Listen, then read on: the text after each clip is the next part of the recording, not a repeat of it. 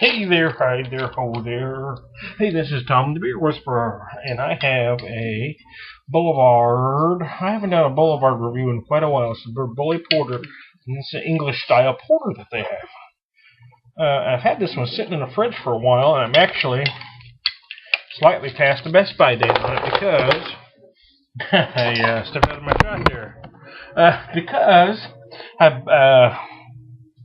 I got a bargain on a 12-pack just before my son was diagnosed with leukemia, and I never got around to drinking it because then by the time I got home we were into spring and I just never got to it for one reason or another. This is a bottle-conditioned ale, as all of Boulevard's ales are. They are all bottle-conditioned. A nice pretty color on that, right? Let me give you the particulars, just in case you want to know, and then I'll get on with the irreverence.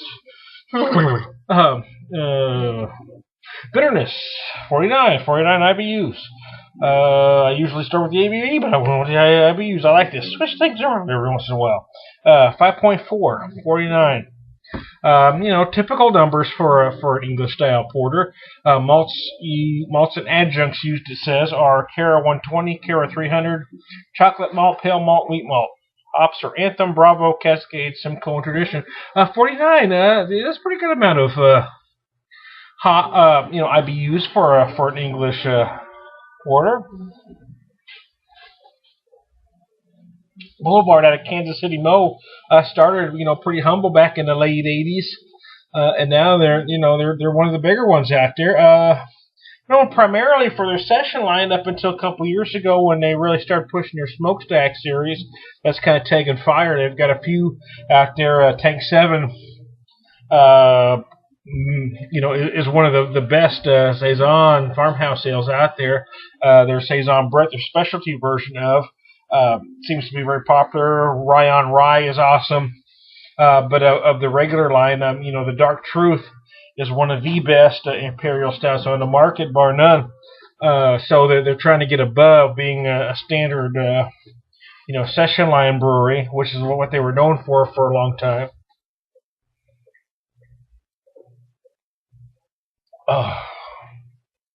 Not necessarily a bad thing, though, however. There's nothing wrong with a good session brew.